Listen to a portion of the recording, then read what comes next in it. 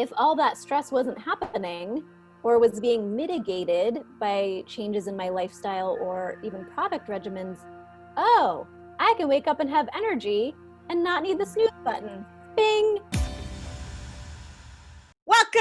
Welcome back to the Business of Happiness podcast. I'm your host, Dr. Taryn McCarthy, and I'm so happy to have you here again with me today. Thank you so much for joining me last week, talking about leaders leading leaders.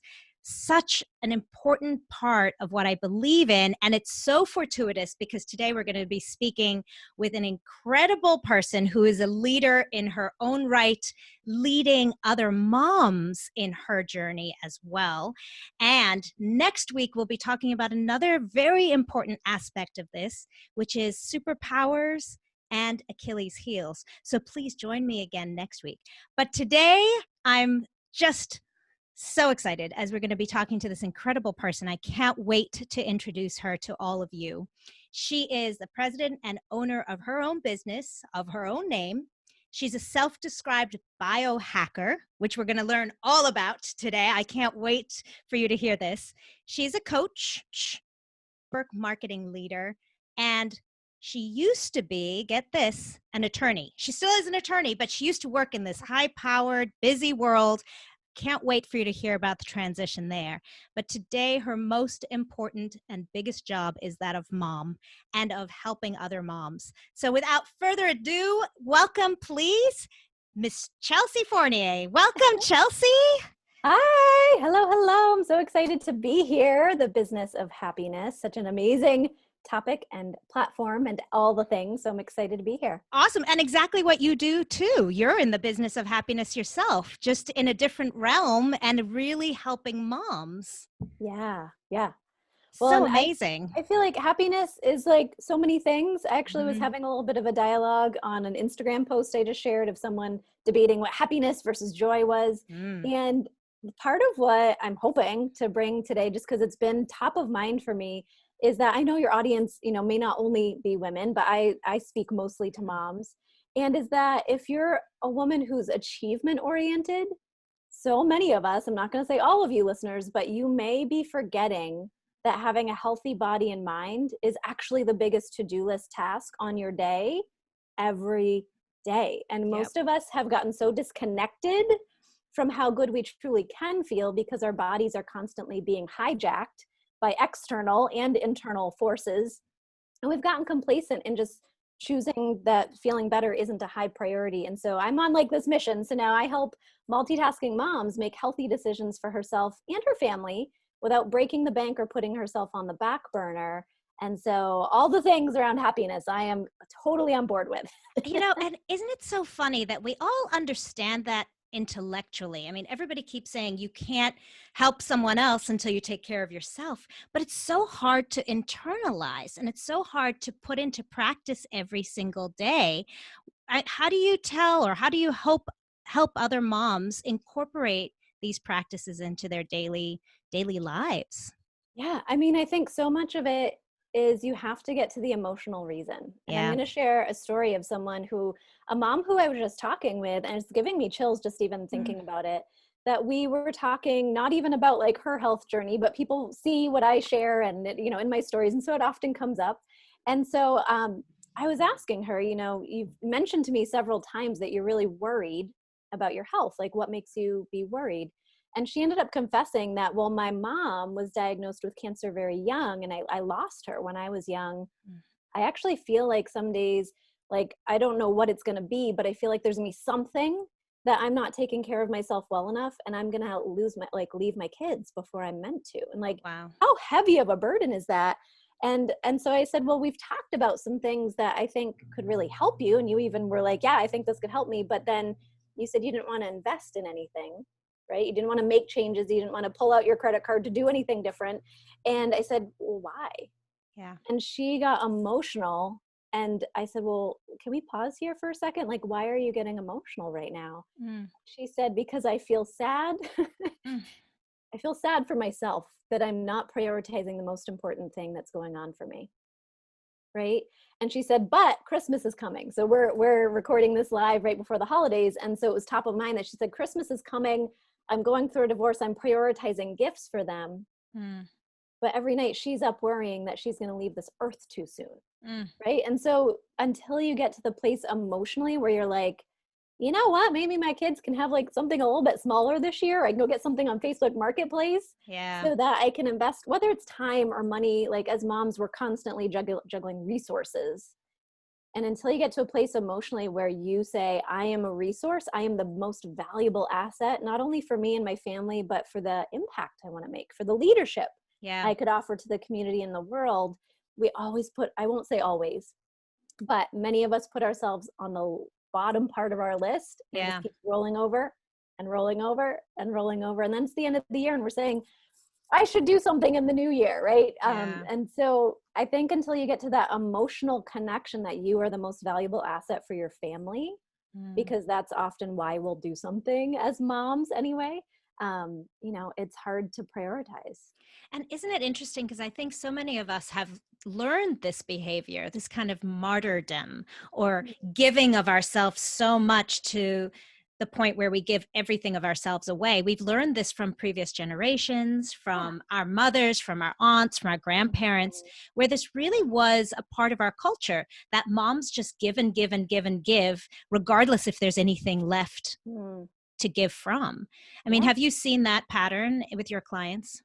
Yeah, I think definitely, and it's modeled in so many different ways. So whether it was your mom, your grandmother, or even in professional world, right? So I know that a lot of your listeners are Mm. professionals or entrepreneurs, or maybe straddling both or in one desiring the other. I remember when I was a lawyer, Mm. I was bringing my A game to the office, and the partners, the clients, like people in my professional world didn't really want to hear what might be a B game that was having a negative Mhm. impact in my life. And so I felt, maybe I didn't have to, but I felt like I needed to show up with this armor Yeah. showing things were going well, because I didn't want to be the young woman professional who was already having an uphill battle in a man's world in my profession. I didn't want them to also think, oh, Chelsea doesn't feel well, right? Yeah. And so whether it's in the professional, like wearing your armor, or whether it's you not wanting your kids to know that you need rest, like you're a human being, maybe you need rest, Yeah. or whether you don't want to ask your partner for a spouse, or whether you don't want to take money out of your, checking account to buy a supplement you need, like little decisions, it can be very hard. And it's been potentially, modeled for you personally or professionally. And to break that lineage with yourself it's a really powerful journey, I think, to get Yeah. to that point. And a powerful gift to give the next generation. Yeah. You know, if anything, just knowing that you can make these changes in your own life so your daughter can see how to do it differently, you know? Yeah. Yeah. One of So, my mantras is like that mom guilt yeah. and exhaustion should not be badges of honor No. in motherhood, right? They just should not. And it's become that in our Yeah. society. Yeah. Yeah. Yeah. So what was that moment for you in your life where you had this realization? Like, what did it take for you to make this change? Yeah, so I actually wasn't a mom when I really kind of hit rock bottom in making some decisions, but it was tied into my family planning, if you will. So, I'm a lawyer by training, and I've always wanted to be an entrepreneur. I grew up as a dancer. I have a very creative soul. I like creating, I like impacting. But when I was showing up in the law practice, right, like I was in my office by 7, if not earlier, logging off many times, not until after 8 p.m., and just trying to fit my life Mm-hmm. in, like, sometimes I wonder, like, when did I get my hair cut? When did I do groceries? Mm. Like, I literally look back and can't figure out when I lived my life. And at the same time, I was spending thousands of dollars and hundreds of hours trying to launch an online business, because I knew one day when Mm. I had a family, I would want to get to a place where I had a much more flexible and fulfilling lifestyle that matched my business. And so I was in a space, I'll be really honest, this was about 10 years ago. I was in a space where I had two versions of Chelsea. The version that most people saw was me bringing salad to work, me like sneaking out at lunch to go for a yoga class, like doing healthy things. And if you asked me at the time, I probably would have said I was healthy. Mm. But the other side of me that I was hiding behind this armor was a very unwell person. Mm. I was struggling with worry and anxiety. I couldn't sleep. I had chronic joint pain. I had chronic headaches. I had debilitating health issues that I just kind of ignored. Mm. And if I'm really honest, was numbing with alcohol and sugar and things that really weren't supporting anything, but in the moment would be my crutch. Yeah. And I was ignoring until I was in Las Vegas for a work conference, and a friend had come with me to grab the other bed in the hotel that my law firm had paid for. And so I got a call. I had gone to a doctor's visit right before we left, and I got a call, and it was personally the doctor calling me on a weekend. So that's never a great call that you're expecting.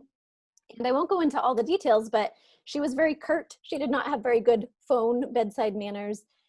And she just started listing diagnoses and acronyms and resources. And it came down to, at the end, when I looked at this jibber jabber of notes I took, 3 times she had said, no baby.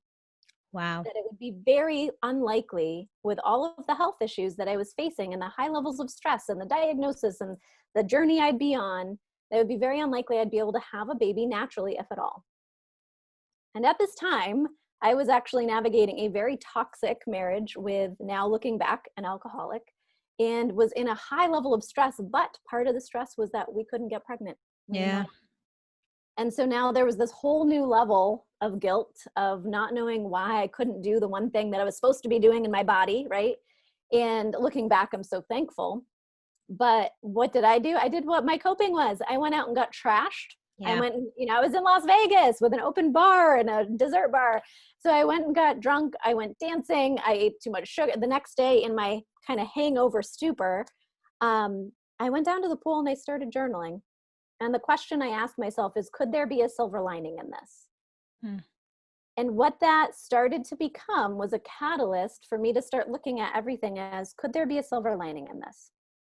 And I started to look at, well, maybe this is me looking at ways that I could heal, anxiety or hormonal issues naturally. Maybe there's changes I could make, maybe. And so over the next several years, I literally started to peel away anything that was causing too much stress on my body. That could be something as simple as alcohol. It could be something as drastic as leaving a toxic marriage, shifting careers. And so it was a very messy next several years, but that was really the rock bottom, where I had been putting up with having anxiety attacks where I had to leave the office to not breathe in my car until I could go back into the office and look like I was breathing normal, right? Like I was ignoring that stuff.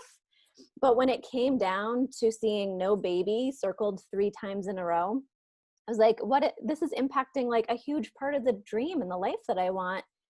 I can't keep ignoring it. And so that was my rock bottom. And I think, maybe my story has unique facts, but maybe some of your listeners can relate to, like, we ignore things, we put up with things, whether it's your health or something else. But for me, it's been my health journey. And then it comes down to a breaking point of saying, what am I waiting for? Yeah. Do you think that we have to reach a rock bottom to have that understanding?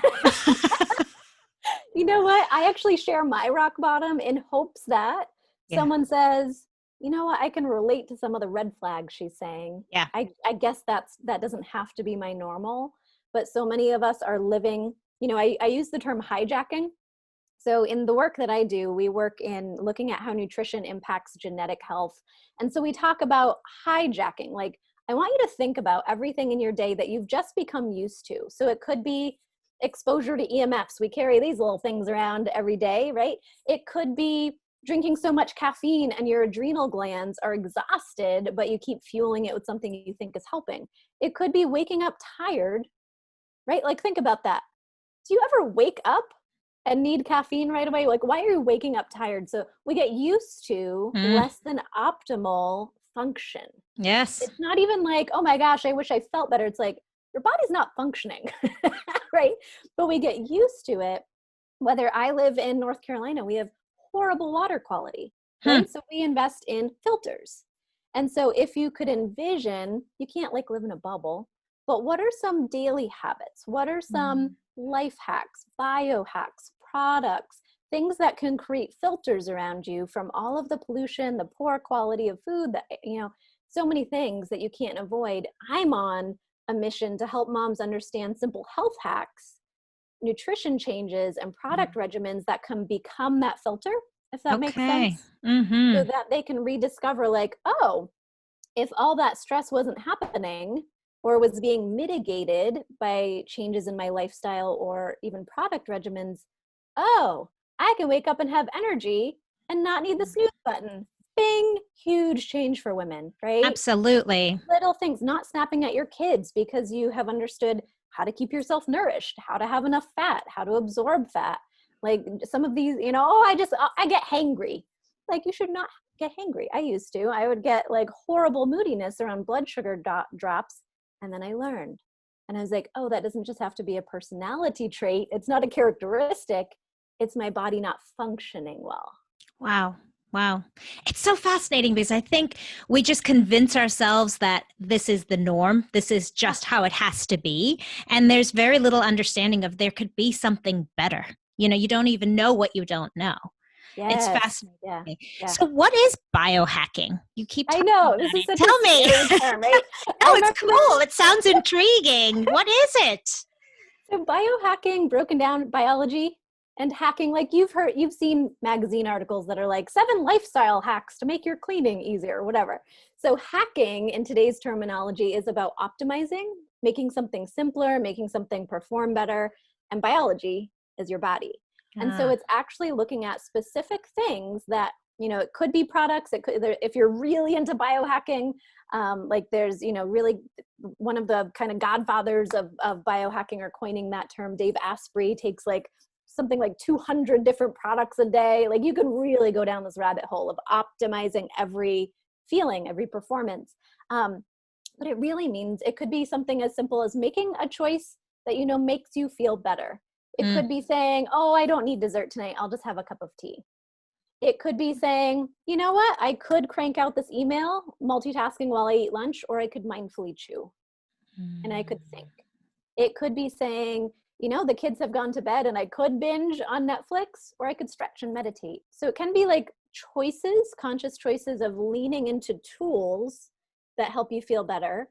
In my world, I work in the space around a product line that's in the space of nutrigenomics. And that's a pillar, if you will, of biohacking, of looking at how nutrition can impact your genetic expressions, your proper genetic expressions. So just like pollution actually does impact our genetic expressions for the worse, we can look at how very simple formulas, very simple tweaks can actually impact your genetic expression for the positive. Wow.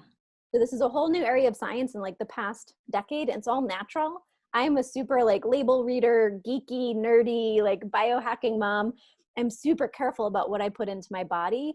But what I like to tell a lot of moms that someone, if you're listening to this, you're either nodding or someone who is trying everything. Yeah. Like they keep trying I tried paleo. Oh, I tried doing daily walks, and they can never stick with something. Yeah. There might actually be a genetic reason why that's happening. Right? So I want you to think, I live near the beach. So if I wanted to build a gorgeous mansion on the beach, I would choose to not do it on the sand because that would have a shaky foundation. No matter how great the blueprints and the construction are, I would want it to be backed up and on concrete, right? Right. And so many moms get so frustrated that they're like, well, I tried this, I tried that, I tried this, I tried that. But they've been trying to do it on a very shaky foundation. Got it. And so, I'm a big proponent of nutrition and lifestyle changes and, bringing things into your daily flow. In 2021, I've actually broken down that there's roughly 50, so I'm going to go for 1 a week, health hacks that I do on a pretty regular basis, daily, weekly, that, as you said, a lot of moms don't know that they don't know. Yeah. Some of them are super simple. Some of them are free. Some of them are just like very easy little things to integrate into your day. And so I'm going to be sharing a health hack once a week. Great. And so that's going to be really fun. I hope it can help moms just start to think about how they can make conscious choices throughout the day to have that solid foundation. I help women get to the deepest level, which is looking at your gut health, your microbiome, your levels of inflammation, your mitochondria health. We're not thinking about these things, but once that foundation is solid, it's like, oh, I have the energy to go work out. Oh, I'm not fighting not having enough mitochondria to recover from things. Oh, I'm not walking into rooms forgetting why I came there. Right? I mean, that's not a normal thing. We shouldn't be doing that. It's so interesting. I love what you just said about having a practice that's manageable and small and Mhm. something that you can wrap your head around, because I think Yeah. so many times we listen to this phenomenal information and we think, oh my God, there's so many things I need to Right. stop drinking coffee. I need to start doing this. And You're doing it it seems, all wrong, it right? seems overwhelming. Yeah. Like I've been Yeah. going down so many wrong roads, but I love your suggestion of just taking little bite-sized pieces, because Yeah. I think the other thing that can get stuck in our way, and you speak about this on your social media, is the mom guilt is Mhm. more than just the guilt about the mothering, but the guilt of how I'm taking care of myself. That Yeah. kind of that person you were just talking about, that woman who you started out the interview telling us about, she had so much guilt Mhm. about how poorly she was taking care of herself. Yeah. How do you help moms with that? Just carrying this backpack of guilt around with them that's Yeah. actually preventing them from going forward. Yeah. I mean, I think a lot of it is if I'm in a conversation with them, honoring them and saying, "Can you pause here and feel that?" Yeah. Like, honestly, whether it's just my mom friend or a client or a customer, is like we don't hold space for feelings as moms. We're like, "That happened. Oops." Someone's Hmm. going to hit their head on a table, right? That's And it. so like feeling the feels, helping if I can, if we're in that moment and I can help them hold the space. But then I think some of it is just about this, what's the simplest thing they could try. Yeah. It might be sending them a guided meditation that's helped me and saying, listen to this for 5 days and get back to me. Yeah. Because if they're in such a state of overwhelm, they may not want to learn about a nootropic that could help their brain function, even though it could probably be the solution. Like, Mm, hey, why don't you slow down for 5 days and for 5 minutes a day, listen to this guided meditation? Then let's talk again. mm, Because if I think whether it's professional or personal or health, if you have lost trust with yourself, mm. because you make a goal, you don't do it. You make a goal, you don't do it. You make a goal, you don't do it. If it was someone else, you wouldn't bet on them. No. And so we need to help moms who are doing everything for everything else start betting on themselves again. To say, I said I would take that tiny habit. You know what? I crushed it for 5 days. Wow, interesting. How do I feel about that? Mm, Oh, maybe investing a little bit more time or energy into myself could make me feel even better. So yeah. it's almost a slippery slope in like a positive. Wow. That's fascinating. I love the two parts of that is giving yourself permission to do that and then to follow up with a successful celebration. Like I think Yeah. that's the other part we never do is we never say, Yeah. wow, I really did stick with that for 4 days or Yeah. 24 hours It could be or just 5 simple. minutes. Yeah. Yeah. Yeah. It's got to be simple, just like with I have a 13-month-old right now. And so his name is Emery. And anytime he does something, oh, you put that in the trash can properly. Yay, Yeah. Emery, we say. And we take a minute to be Yeah. like, yay, that was exciting. And he cheers for himself. He's so proud for the littlest thing. Yep. And then we, unless it's a huge achievement, are like, I didn't get it done. Yep. Didn't check that off my list. Yeah. Right? Yeah. And we commiserate with each other in that regard too. I don't know Yeah. if you've noticed that, but so many women tend to kind of join forces and Oh my God. complain about how life is so hard. And it Yeah. doesn't actually inspire us to get any better. It's true. And I would say in the last 6 months, I was going through a slightly unique to me journey of really coming out of some deep, dark postpartum anxiety. Hmm. And I was stepping out into social media, actually at the suggestion of my counselor, to be like, you should go find some other mom friends. It's a pandemic. You're going through postpartum anxiety. You're having hallucinations from sleep deprivation. Like, you should go find some other moms. I'm an older mom. And so she's like, maybe go join some 30s and 40s mom groups, or find some people that you could connect with virtually, Yeah. since you can't go to like a library story time, right? Yeah. And so I started getting involved in a couple Facebook groups, and it's really funny now looking back at it, but in the moment I was devastated. I Oh, got kicked out of kicked out of 2 mom Facebook groups.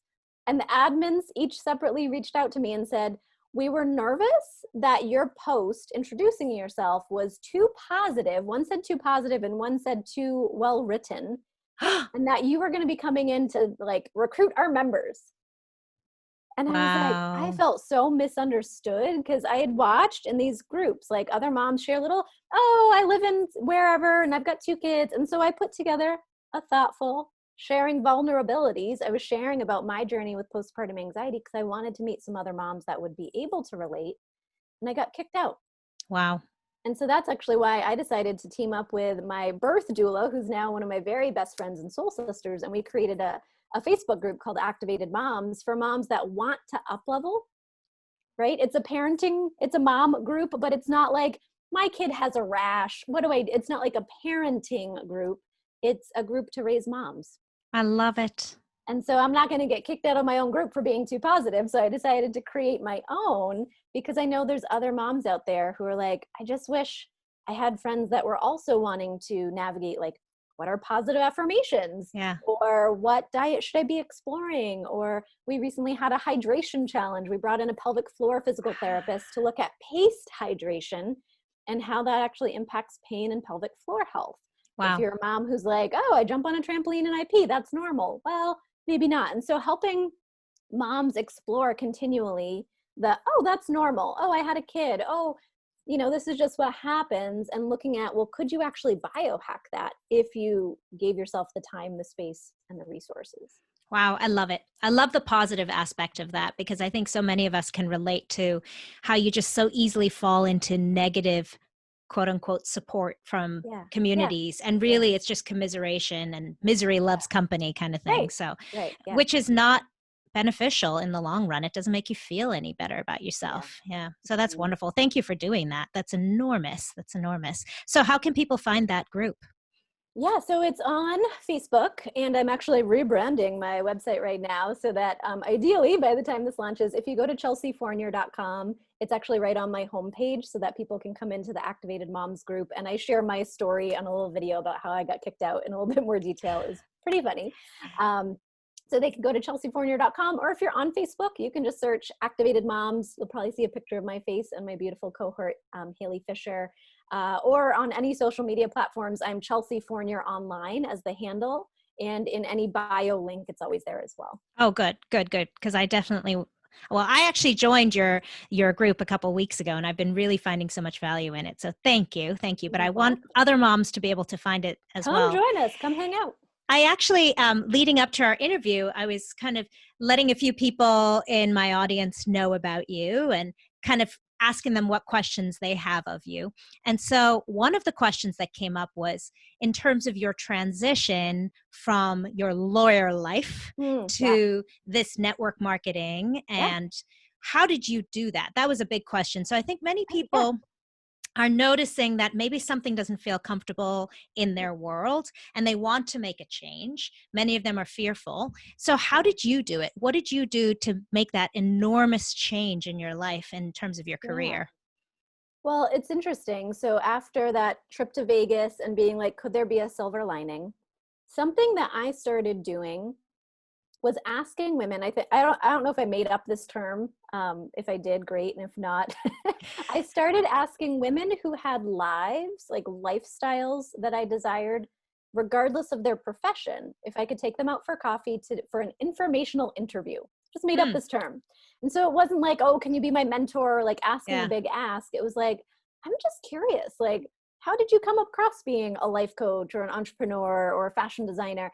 And so I just started based on the lifestyle and then listening to ideas of what they were doing. Because I became much more committed to designing a lifestyle business. If I was going to create something online, or, I didn't want it to be like, well, I created a business online and then I was working 100 hours a week anyway. Yeah. Okay. And so as I became kind of just open, I believe when you're actually open, not just saying you are, that things, law of attraction type information comes to you if you're ready to listen to it. And this came to me through my sister, my older sister. She's a little bossy. And she, even though I was going through so much with my health, I'm not someone who just like complains or brings it up, even with family. I'm a little bit more guarded. Maybe some of your listeners can relate. And so she didn't really know what was going on, but she came to me actually just with a product, with one of our core products, and said, can you take this? Tell me if it helps you. I've been researching it. And she specifically said, can you not research it? Because I have ideas of how it might help you, but I don't want to tell you. I was like, okay, that's weird. Only my older bossy sister would I ingest something and you say, don't research it, right?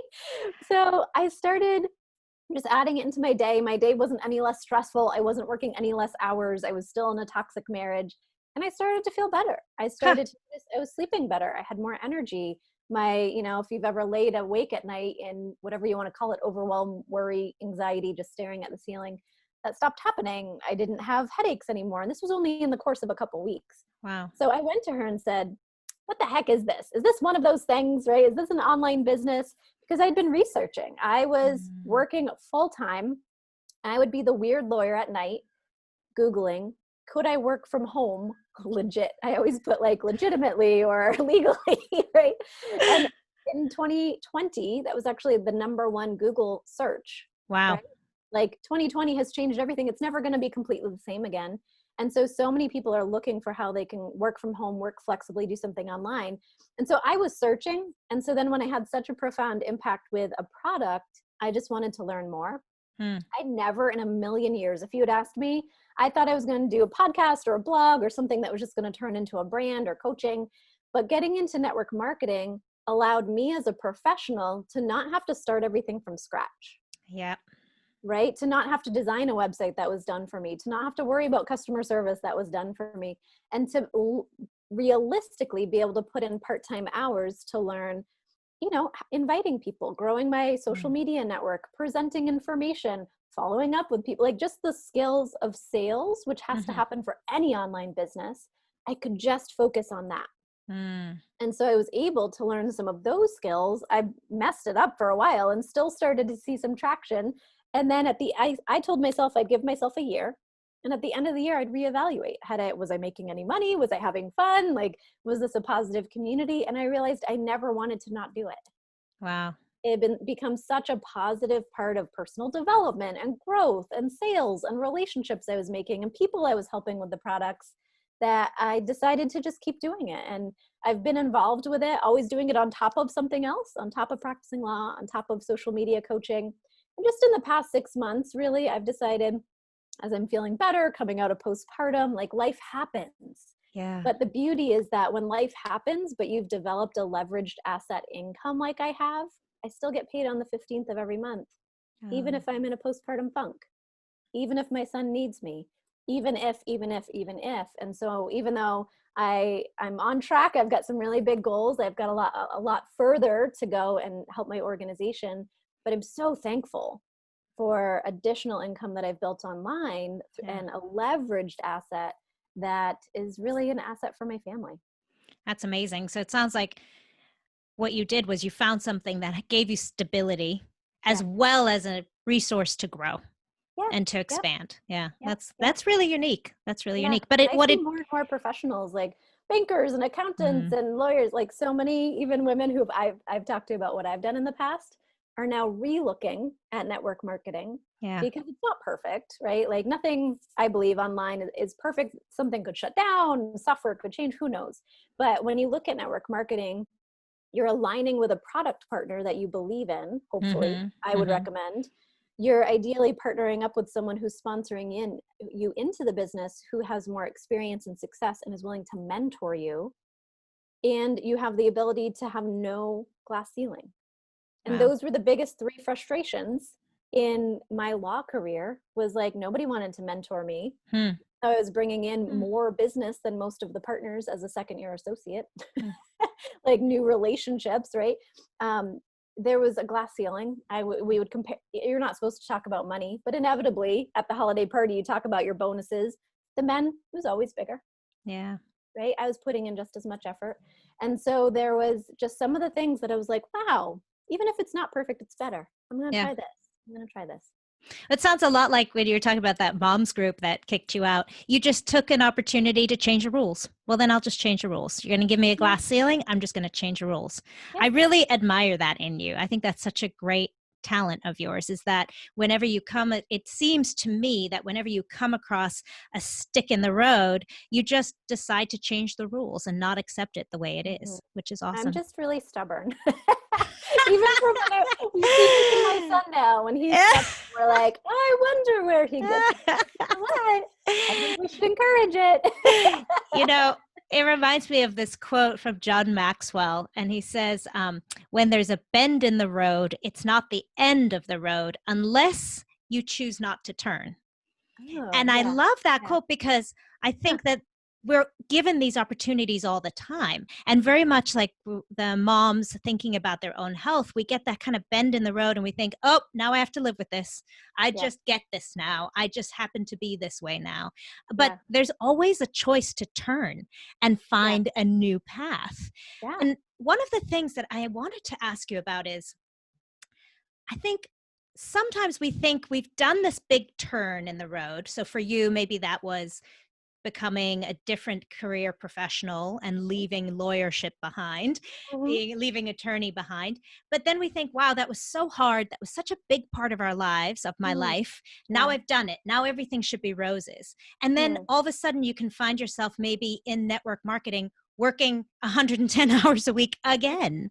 So how did you prevent all those same habits from just shifting into a new career? Yeah, well, that's a really good point, because especially in anything entrepreneurship, whether it's network marketing or launching a platform like you are, when you're an entrepreneur for a while, you work way harder than you're getting paid. Right. It's not a linear exchange. Like, I think the top I build out as, hire me for an hour, you pay me $250. Like, that is an exchange. I never get the hour back. You never get the $250 back. And so when you're building an asset, it's so different. And I can step into perfectionism and workaholicism as a lineage in my family very easily. And so thankfully, I have an amazing support system. My husband is amazing. And sometimes I literally say, like, I feel like you believe in me more than I deserve. And I said that to him recently, and he was like, why do you think that? And I was like, I don't know. You just you support me and you help to balance me. And he'll be like, hey, babe, why don't we go for a walk? You've been at your computer for a while. And so I am very lucky that I have that outside support and a yin to my yang, but not everybody does. And so then I think it's really about looking at what is, I'm sitting down, actually today is a luxurious, fun entrepreneurship day.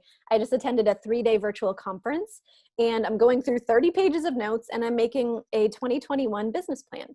Cool. And so what I'm going to do is focus on what 3 out of 30 pages of notes, what 3 things am I going to implement in 2021?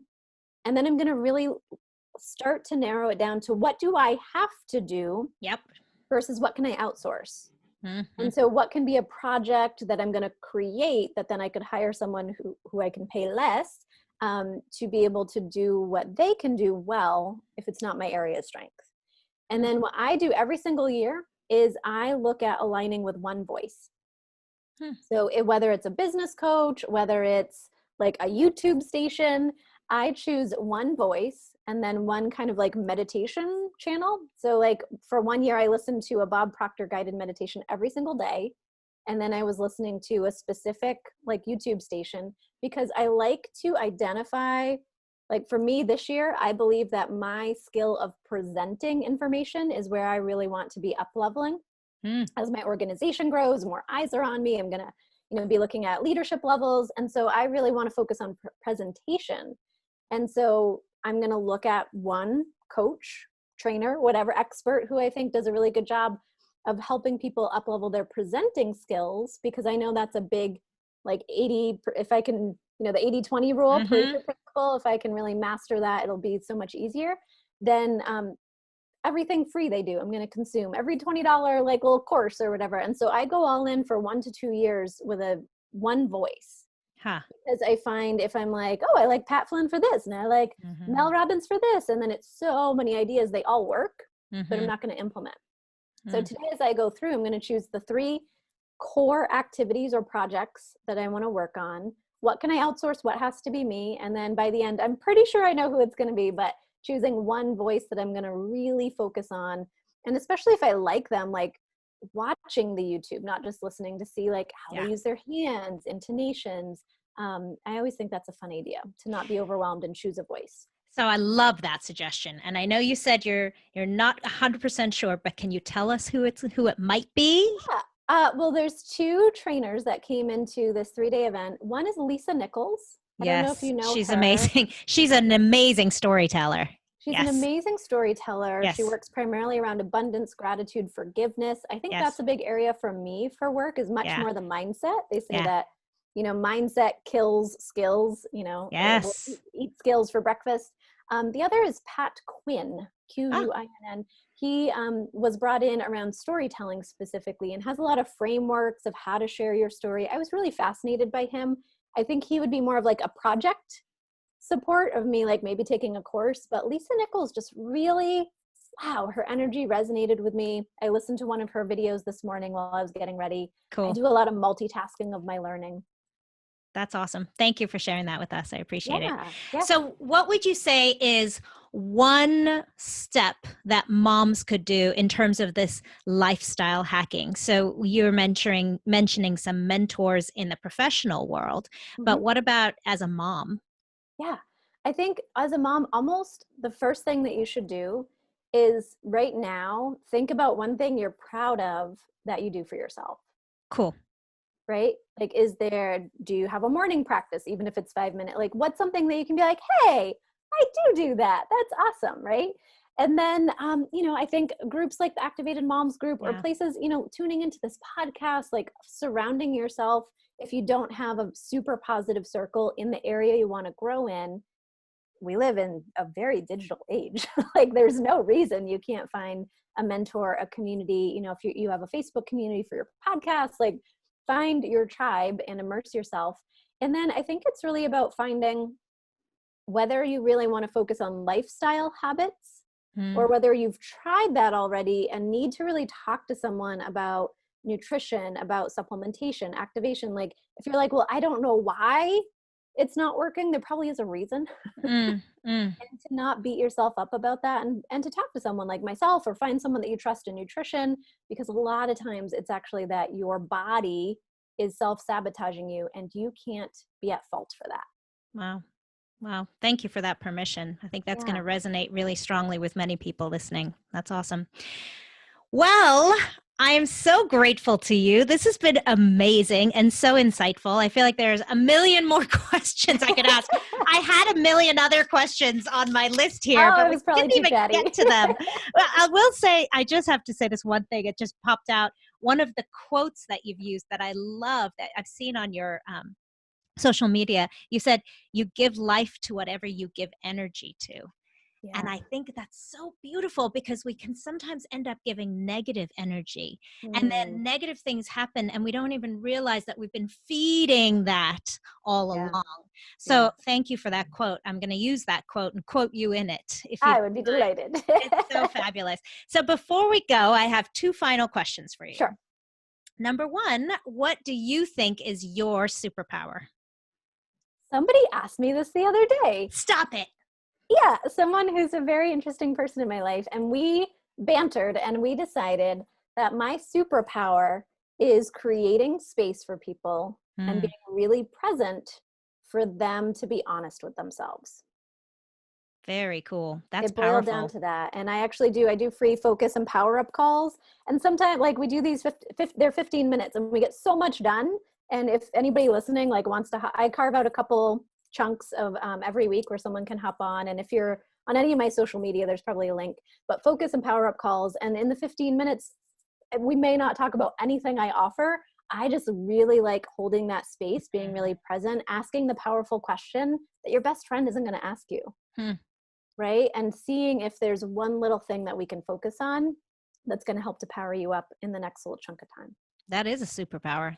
That's It's awesome. really fun. That's really awesome.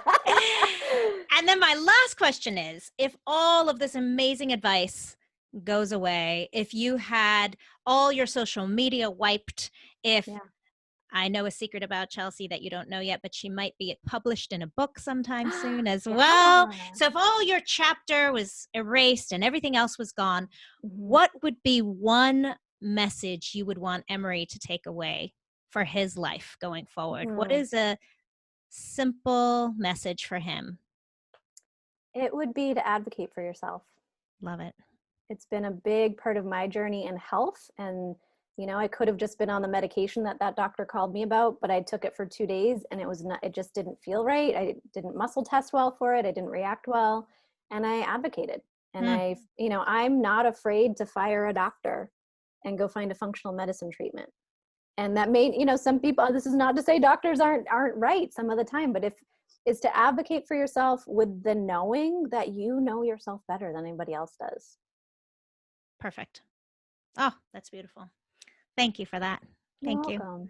Oh, I'm so grateful to you. Thank you. Do you have anything else you want to share with our audience today? Is there anything that you really would love us to hear? Yeah, I guess I would just say that, if you're a multitasking mom, and that could be you're wearing the personal and professional hat, whether you're professional but also trying to become an entrepreneur, whether you're just managing all of the noise in your head, that small healthy decisions start to add up, and they also start to impact the next generation because they are watching. Right? One of my, actually, Haley Fisher, who helps to run the Activated Moms group, her little girl, Eva, they just were traveling to go visit family, and she was modeling their morning routine and saying, now we do our workout, then we have our healthy fats. She calls them her healthy fats. And then we mix up our Axio and prebiotics, and like they're picking it up. And so to know that prioritizing you is not selfish, it's actually selfish to not prioritize you and make sure that you are passing on behaviors. Like, if you can be proud of healthy habits that are just immersed in the next generation, how would that feel? Oh, I love it. Oh, so loving from a mom's perspective. Mm-hmm. Absolutely. Thank you. Well, thank you, Chelsea, for all you do. And thank you for your beautiful message. And it's such a pleasure, an honor on my part. Thank you. Thank you. And I welcome all of you to please find Chelsea online. She's really phenomenal and has such great messaging to share with all of us, and so inspirational. And thank you again for joining us today. I look forward to speaking with you all next week when we talk about further importance of superpowers and the Achilles heel, and the kind of two sides of the same coin, and how we can use and empower ourselves knowing both. But thank you again. And remember, today is going to be a great day. Bye-bye. Bye, everybody.